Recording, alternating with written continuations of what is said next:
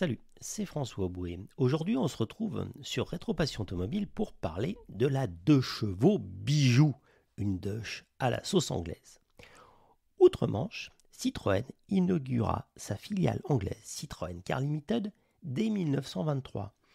Si au début l'activité de celle-ci se limitait à vendre sur le marché britannique les modèles produits en France, et simplement dotés d'un volant à droite afin de se conformer à la législation du marché local, l'évolution de la politique du gouvernement britannique en matière de véhicules importés va toutefois bientôt modifier la donne.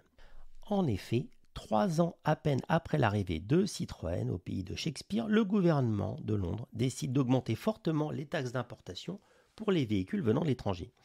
Bien décidé à demeurer durablement au Royaume-Uni et même à réussir à séduire avec ses modèles les automobilistes en jaquette et chapeau melon, la marque au chevron comprend alors que la meilleure, voire sans doute la seule solution, est de produire les voitures destinées à la clientèle anglaise directement en Angleterre.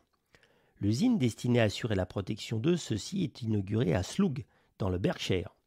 Si, jusqu'à la Seconde Guerre mondiale, la production de celle-ci s'aligne sur celle du quai de Javel, les Citroën anglaises se voient rebaptisées avec des appellations à consonance anglaise et se voient souvent parées d'un accastillage ainsi que d'une présentation intérieure spécifique qui doit leur permettre de répondre au mieux au goût de la clientèle british.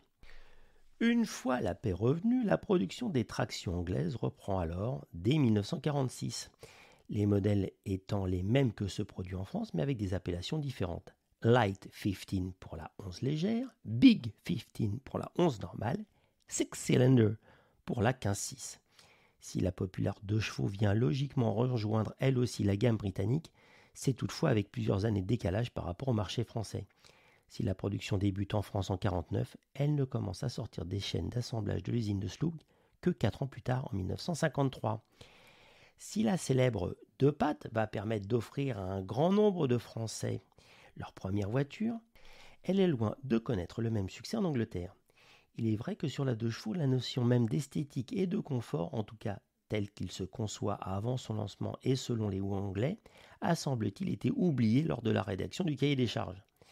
Il est vrai que le concept des 4 roues sous un parapluie et son air de cabane de jardin ou de poulailler sur roue est fort éloigné, c'est-à-dire bien en deçà de l'idée que se font les Anglais du minimum automobile.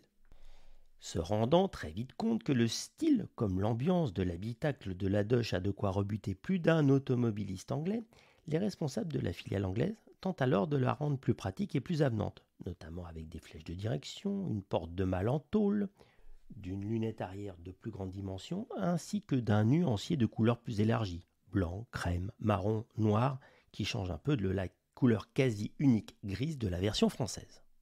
Ainsi gréée, la version Made in England a de quoi faire rêver plus d'un Français moyen, que ce soit ceux du quartier Montmartre comme de la campagne auvergnate.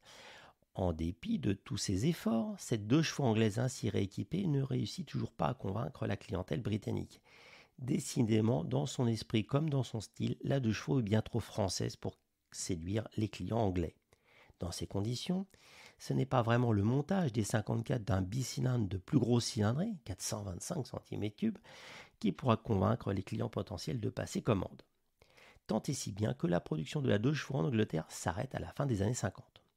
Toutefois, la direction de la filiale anglaise se rend compte alors qu'il leur reste un assez grand nombre de plateformes de 2 chevaux expédiées depuis l'usine de quai de Javel, celle-ci étant en effet simplement exportée en Angleterre, l'usine de Slough se contentant simplement d'assurer la fabrication des éléments de carrosserie ainsi que l'assemblage final.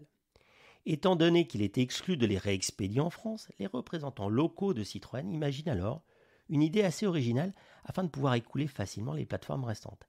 Les faire rhabiller par une carrosserie aux lignes inédites, spécialement conçue et réalisée à cet effet, et surtout, dont le style n'aura plus rien à voir avec celle de la 2 chevaux originelle. Il s'agit donc avant tout d'un modèle de circonstance, destiné à être produite en petite série et surtout en premier lieu à permettre de réutiliser les plateformes restantes. Même si certains au sein des cadres de Citroën Car Limited semblent convaincus que si ce nouveau modèle connaissait un succès suffisant, il pourrait éventuellement alors passer au stade de la production en grande série et ainsi permettre d'offrir une seconde carrière à la 2 chevaux sur le marché anglais. Pour des raisons de coût et de facilité et de rapidité de production, il est rapidement décidé d'opter, en ce qui concerne la réalisation des éléments composant la carrosserie, pour de la fibre de verre, laquelle, outre sa légèreté, un point qui n'est pas négligeable, étant donné la faible puissance du bicylindre Citroën, est aussi plus simple pour une production en petite série. La fibre de verre ne nécessitant pas en effet, contrairement aux éléments en tôle, de presse d'emboutissage. Le styliste sollicité afin de créer cette 2 chevaux New Age se nomme Peter Kerwan Taylor, auquel on doit la première Lotus Elite.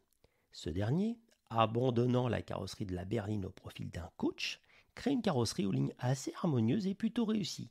Bien que plus lourde que le modèle de série, cette nouvelle 2 chevaux british offre cependant une aérodynamique nettement meilleure que celle de la berline française, ce qui lui permet d'offrir ainsi des performances et des consommations qui restent à peu près les mêmes.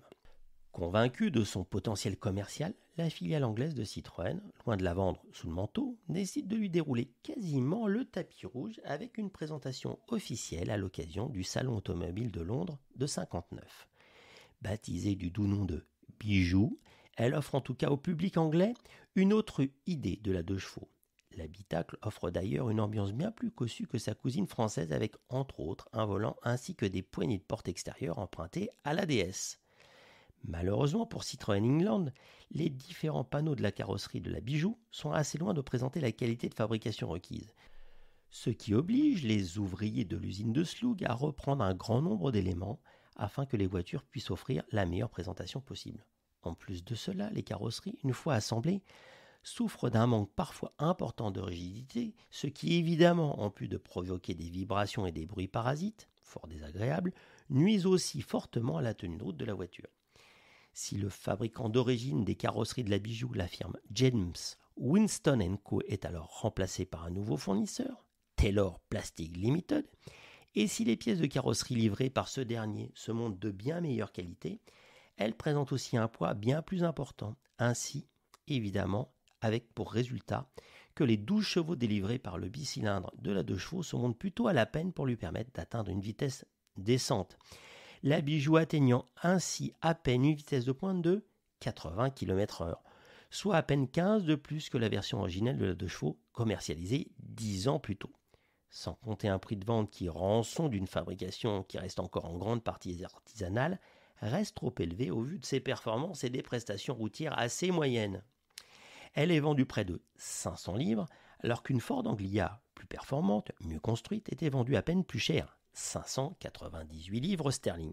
Réalisant rapidement que la Bijou a clairement manqué sa cible et que son échec est donc flagrant, la filiale anglaise de Citroën décidera alors d'en arrêter la commercialisation dès que les plateformes de 2 chevaux venues de France auront toutes reçu les nouvelles carrosseries de la Bijou. Une commercialisation qui, dans ces conditions, ainsi qu'au vu de son manque de succès auprès de la clientèle, s'éternisera toutefois jusqu'en 1964.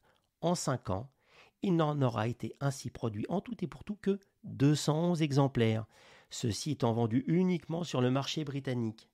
La 2 chevaux Bijou resta donc inconnue d'une grande partie du public français. Il est d'autant plus dommage que Citroën n'ait jamais eu l'idée de la proposer également dans une version à conduite à gauche sur le marché français, car il est fort à parier que le public lui aurait réservé ici un bien meilleur accueil qu'en Angleterre.